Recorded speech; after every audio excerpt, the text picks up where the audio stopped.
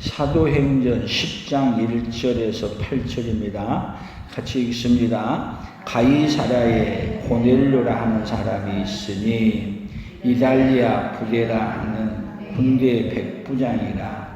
그가 경건하여 온 지방과 더불어 하나님을 경외하며 백성을 많이 구제하고 하나님께 항상 기도하더니 하루는 제9시쯤 되어 환상 중에 밝히 봄에 하나님의 사자가 들어와 이르되 고넬료야 하니 고넬료가 주목하여 보고 두려워 이르되 주여 무슨 일이니까?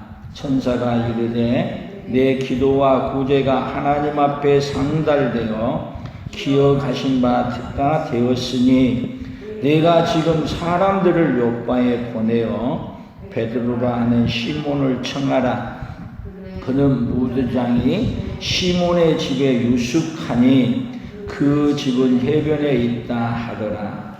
마침 말하던 천사가 떠나매 고넬료가 집안 하인 둘과 부하 가운데 경건한 사람 하나를 불러 이 일을 다 이루고 요바로 보내니라. 아멘. 오늘 저녁에는 우리가 특별히 주목하고 우리가 보아야 될 대목은 보내어 청하게 하는 하나님. 같이 봅시다. 보내어 청하게 하는 하나님. 그러니까 하나님은 계속 어떠신 하나님이시냐면 보내서 자꾸 어떻게 하게 해요? 청해서. 뭐 하기 위해서 청해요? 하나님의 음성을 듣고. 뭐를 알려주기 위해서요? 하나님이 보낸 자가 무엇이고 보낸 것이 무엇인가를 알게 해주기 위해서. 그래서 인류의 역사는 하나님이 어떤 역사냐면 계속 보내시는 역사예요. 근데 인류는 하나님이 보낸 것을 또 어떻게 하는 역사면 받아들이지 아니하고 거절하고, 한쪽에는 그 하나님의 역사로 인하여 받아들이고, 이 두 가지가 보낸 것을 거절하고 보낸 것을 받아들이고, 이 역사가 계속 지금까지 쌓아오는 거예요. 그러니까 그런 역사 속에 오늘 여기 특별히 성경에서는 하나님이 지금 누구의 집에 찾아가신 거예요? 천사가 찾아갔어. 왜 천사가 찾아갔을까요? 이방인들은 유대인들이 상종을 안 해요.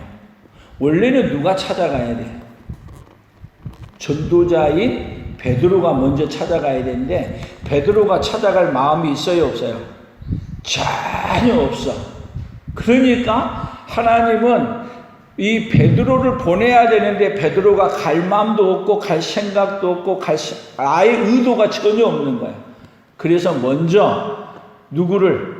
베드로를 청하도록 하기 위해 하나님이 보낸 역사 보세요. 먼저 하나님이 고넬료에게 누구를 보내요? 천사를 보내요. 그랬더니 천사가 또 이 고넬료에게 누구를 청하라고 알려주는 거예요? 베드로를 청하라고 알려주는 거예요. 그래서 또 보내. 누구를 보내요? 누구를? 여기 하인들을 보내고 자기에게 속한 경건한 사람을 또 그 사람들과 함께 여기 성경 다시 봅시다. 7절이에요. 7절. 마침 말하던 천사가 떠나매 고넬료가 집안 하인 둘과 부하 가운데 경건한 사람 하나를 불러 이 일을 다 이루고 요바로 보내니라. 지금은 계속 보내는데 이제 누구를 청하기 위해서 보낸 거예요? 베드로를 청하기 위해서 보낸 거예요. 그러면 베드로는 와서 뭐를 알려주는 거예요? 베드로는. 자, 하나님은 안 보내면은, 하나님이 엄청난 구원을 다 이뤄놔도 하나님이 안 보내면은 뭐를 모르냐? 하나님이 보낸 의도를 모르는 거야. 그러니까 하나님이 보낸 이유를 알게 해주기 위해서 누구를 보냈어요? 성령님을 보냈어. 그래서 오늘 저녁에 우리가 이 기쁜 소식을 온 세상 전하세. 누구를 보냈어요? 성령이 오셨네. 누가 보내신? 우리 예수님이 보내신 누가 오셨습니다? 성령님이 오셨습니다. 그래서 성령님이 오셔가지고 하나님이 누구를 보냈다는 걸 알려줘요. 누구를 보냈다는 걸. 예수님을 보냈다는 걸 알려주는 거예요. 그럼 보세요.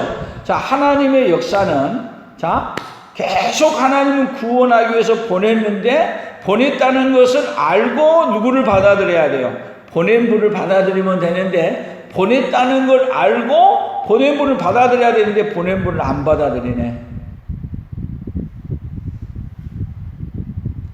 자, 우리 백성이 어디 가가지고 굉장히 위험한 곳에 처해 있어요. 외국에 나가 있다 보면 특히 아덴만이라든지 이렇게 오다 보면은 배가 이렇게 하게 되면 그 배 뭐죠? 도적들이 그냥 우리나라 배를 납치해 가. 그런데 거기에서 구출하기 위해서 우리나라 무슨 부대예요? 하여튼 그 우리나라 부대를 해가지고 거기에 보내는 거야. 그러면 여러분 우리나라 그 배가 우리나라가 보냈다는 걸 그 배 안에 있던 사람들이 얼른 알고 누구를 받아들여야 돼요. 우리나라가 보낸 우리나라 군인들을 받아들여야 되죠. 근데 보낸 걸 안 받아들이고 그들한테 잡혀가지고 그들에게 불모 잡혀 있게 되면은 못 빠져나와. 그러면 뭐가 되는 거예요? 거기서 구출을 못 받는 거예요. 우리는 어떤 면에서요, 마귀에게 불모 잡혀가지고 어떻게 하고 있냐면, 그냥 종살이 하고 있어요. 근데 하나님은 그대로 놔두지 않냐고 그 가운데서 어떻게 하려고? 건져내려고 누구를 보낸 거야. 계속 하나님은 구약의 역사 속에서는 보내고 또 보내고 보내고 또 보내고 보내고 또 보내고 그래서 마지막에는 누가 오셨다? 예수님이 오셨다. 그러면 여러분 구원 받으려고 하면은 뭐만 받아들이냐면은 하나님이 보내신 자만 받아들이게 되면 어떤 문제가 됐든지 보낸 자를 받아들이면 뭐하냐면 해결이 되는 거야. 근데 정말 희한한 세상인데 보낸 자를 끝까지 거절하고 안 받아들이네. 어떻게 해야 돼요? 근데 하나님은 보낸 자를 기어코 어떻게 하느냐? 하나님 보낸 자를 기어코 받아들이도록 하나님은 일하시는 거야.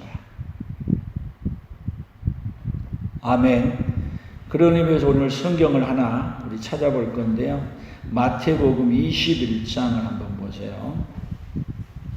하나님이 보낸 비유에 대한 이야기를 한 군데 잘 설명해 놨는데 마태복음 21장 33절입니다. 33절부터 쭉 읽어봅니다. 같이 읽습니다. 다른 한 비유를 들으라. 한 집 주인이 포도원을 만들어 산 울타리로 두르고 거기에 즙자는 틀을 만들고 망대를 짓고 농부들에게 세로 주고 타국에 갔더니 열매 거둘 때가 가까우매 그 열매를 받으려고 자기 종들을 농부들에게 보내니 농부들이 종들을 잡아 하나는 심히 때리고 하나는 죽이고 하나는 돌로 쳤거늘 다시 다른 종들을 처음보다 많이 보내니 그들에게도 그렇게 하였는지라. 후에 자기 아들을 보내며 이르되 그들이 내 아들은 존대하리라 하였더니 농부들이 그 아들을 보고 서로 말하되 이는 상속자니 자 죽이고 그의 유산을 차지하자 하고 이에 잡아 포도원 밖에 내쫓아 죽였느니라. 그러면 포도원 주인이 올 때에 그 농부들을 어떻게 하겠느냐. 자, 끝까지. 자, 이건 지금 예수님은 뭘로 얘기해서 비유로 말하는 거야.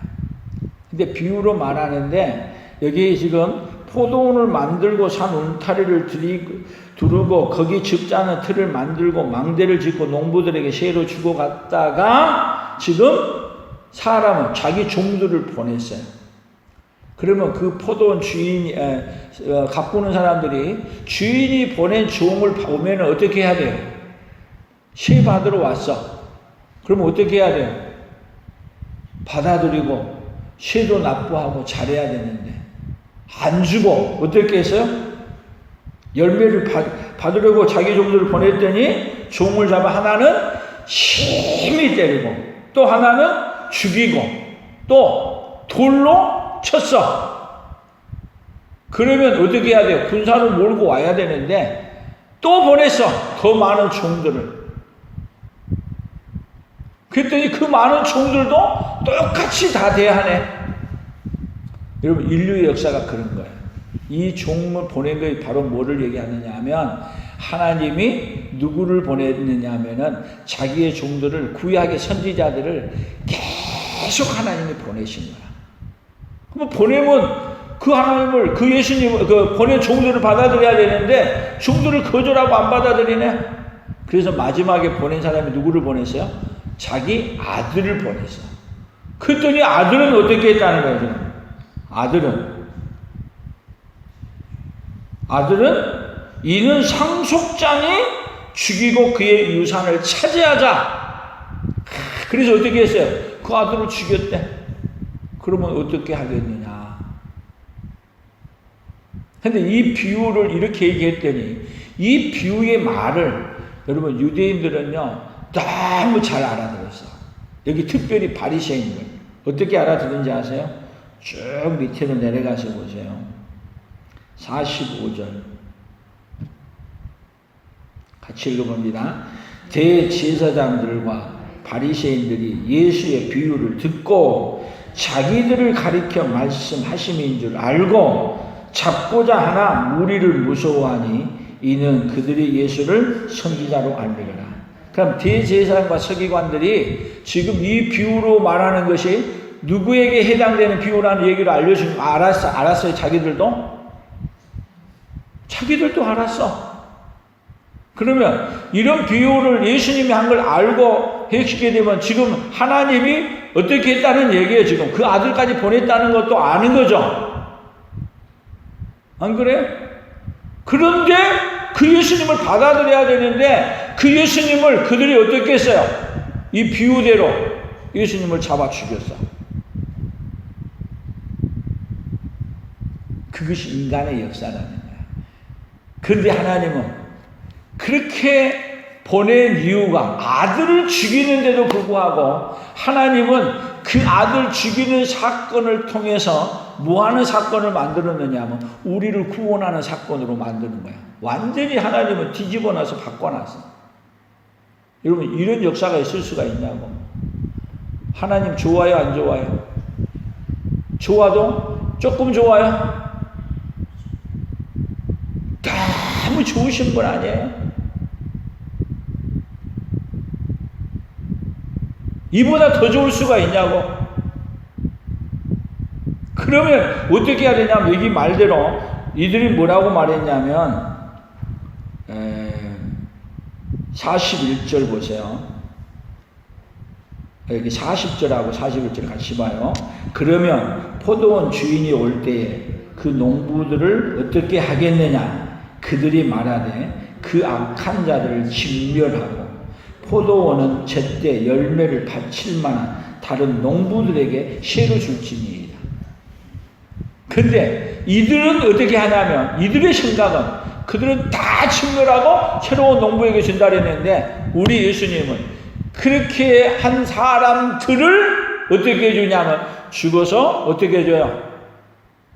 용서해 주는데 다시 얘기하면 죽인 자들까지라도 하나님은 어떻게 해주신다? 사랑하고 그들에게 뭐 하기 위해서 오셨다? 죄를 용서해 주기로 오셨다는 것을 누구에게 알려주는 거예요?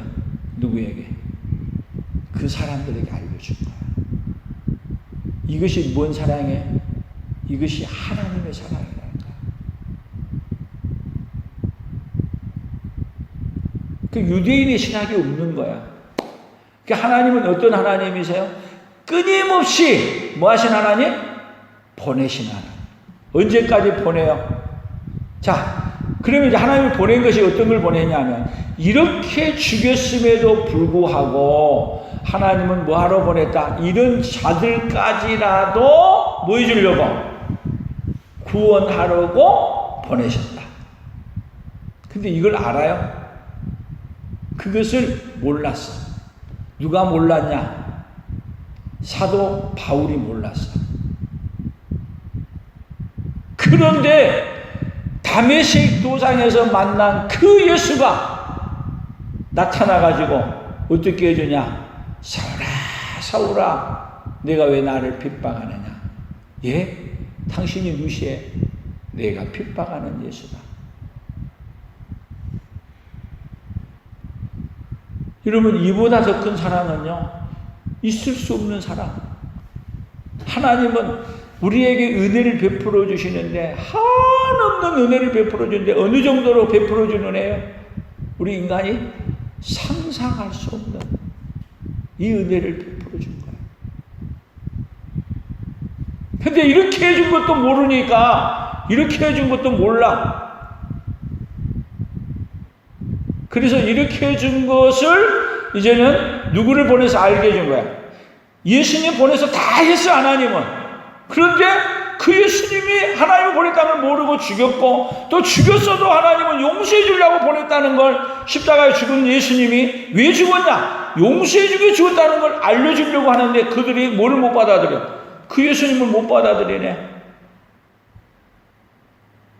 그래서 여러분, 하나님이 어떻게 하신 거냐면, 하나님은 그래서 어떻게 하신 하나님이요? 끝까지 뭐 하신 하나님? 보내시는 하나님. 뭐 하기 위해서 보낸 하나님? 알려주기 위해서 보내신 하나님. 그러면 알려주었으면은 베드로는 어떻게 해야 되느냐? 이렇게 큰 은혜를 입었으니까 또 알려주는데, 유대인이나 이방인이나 경계없이 알려줘야 되는데 또 누구에게만 알려주려고 그래? 베드로는 하나님이 누구에게 보냈다는 건 몰라. 유대인들에게만 보냈다는 걸 알지 이방인에게 보냈다는 걸 또 모르네. 그러니까 하나님이 또 여러분 고넬료를 보내가지고 뭐를 알려주느냐 하면, 이방인들도 하나님이 구원하기 위해서 예수님을 보냈다. 구원은 유대인이나 이방인이나 종이나 자유자나 있는 자나 없는 자나 차별이 없느니라. 아멘? 차별 없이 주신 그 사랑, 그걸 누가 또 모르는 거야? 우리 인간이 모르는 거야. 우리 인간은요, 계속 안다고 말하고 있는 게 모르는 거야. 근데 우리 인간들은 뭐 하는, 지가 잘한다고 안 척해요? 모르는 척해요? 모르는 척 안 해. 안 척해. 다 안 척해. 근데 알고 있냐? 모르는 거야. 그러니까 여러분, 그래서 구원은 여러분 하나님이 보내신 자를 모르는 것이 구원이 없는 거야. 그래서 요한복음 17장 3절에 보면, 영생은 곧 유일하신 참 하나님과 그 아들 예수 그리스도를 아는 것입니다. 누가 보낸 자를 아는 거예요? 하나님이 보낸 자를 아는 거야. 하나님이 보낸 자를 모르기 때문에 이 세상의 역사는 어떤 역사냐? 하나님이 보낸 것을 알려주기 위해서 나아가는 역사예요. 근데 세상 사람이 다 몰라서 방황하는데, 오늘 여러분이 이제 뭐를 알았어요? 나를 구원하려고 이렇게 큰 은혜를 베풀어 준 걸 알았어요. 조금 알았어요? 많이 알았어요? 이제 어마어마한 거죠.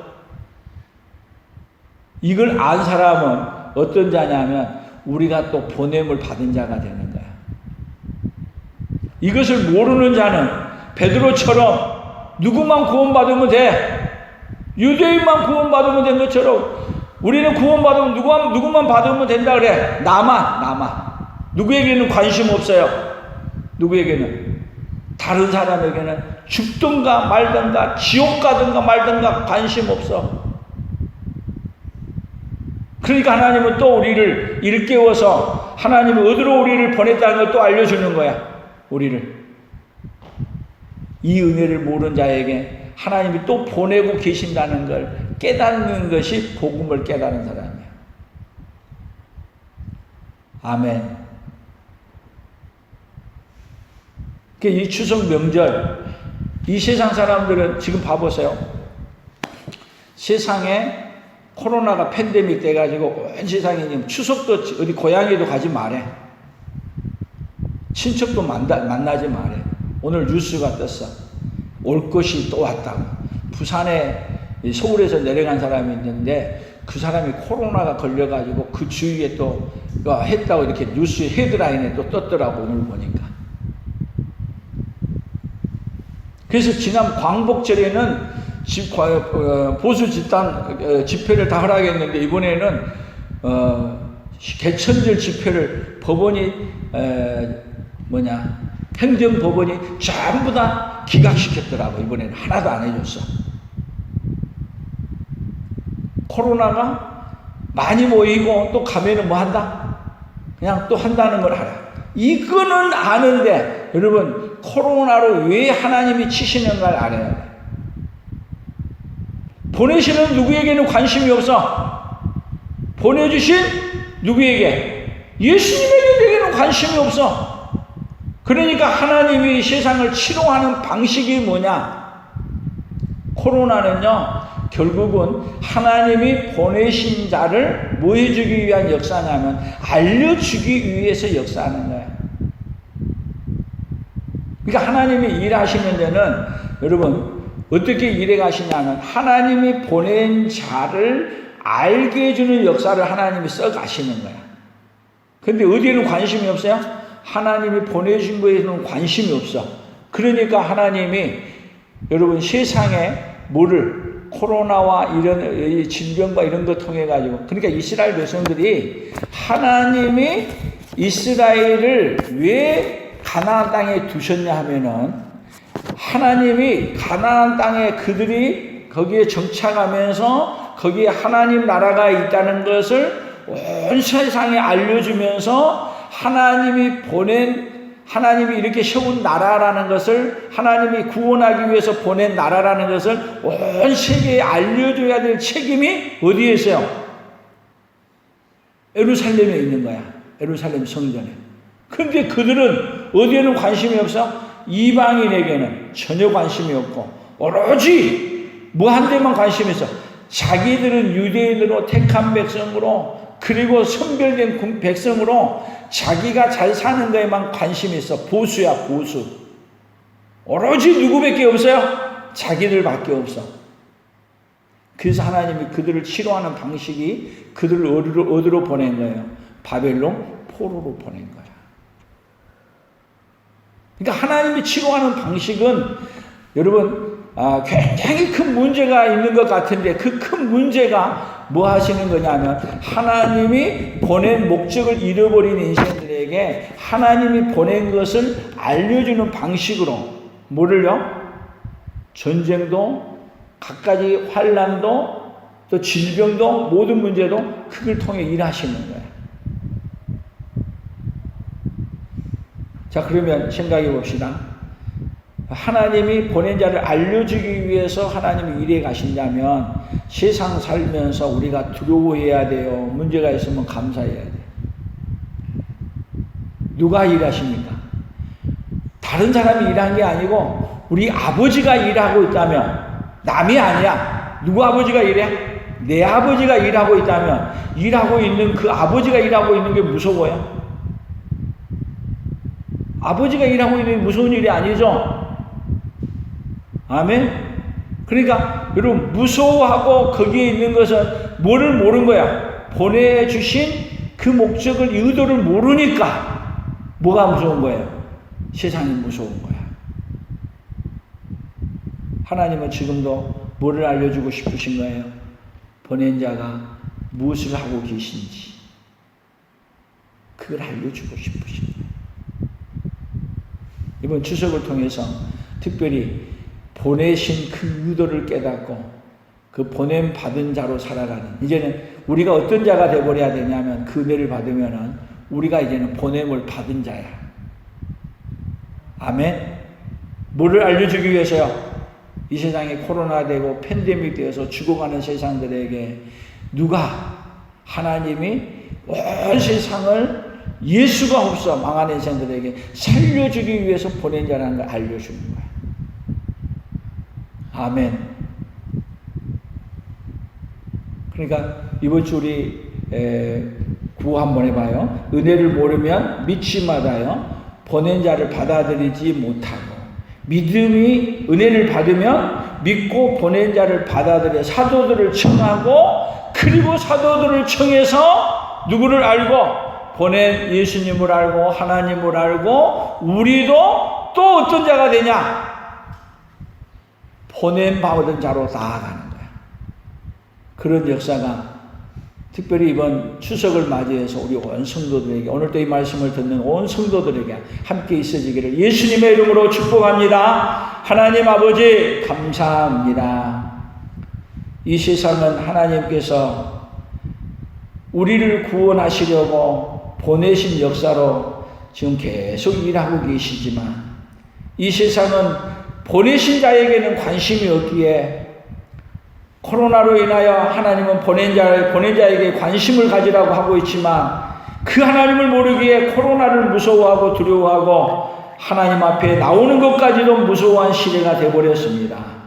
하나님 아버지, 코로나로 팬데믹 대전 세상 속에 하나님이 일하고 계신다는 걸, 우리 아버지가 일하고 계신다는 걸 알게 해주시고, 보낸 자를 받아들임으로 말미암아 아버지여 가장 복 있는 자로 살아가되, 아버지 하나님이 주신 기쁨을 누리고 기쁨을 증거하고 하나님과 함께하는 그 기쁨으로 살아가는 그 은혜가 아버지 하나님 우리 온 성도들에게 날마다 일어나도록 도와주시옵소서.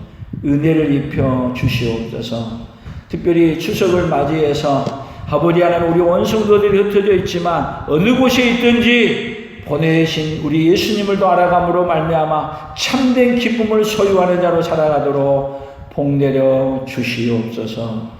예수님의 이름으로 기도 올리옵나이다. 아멘.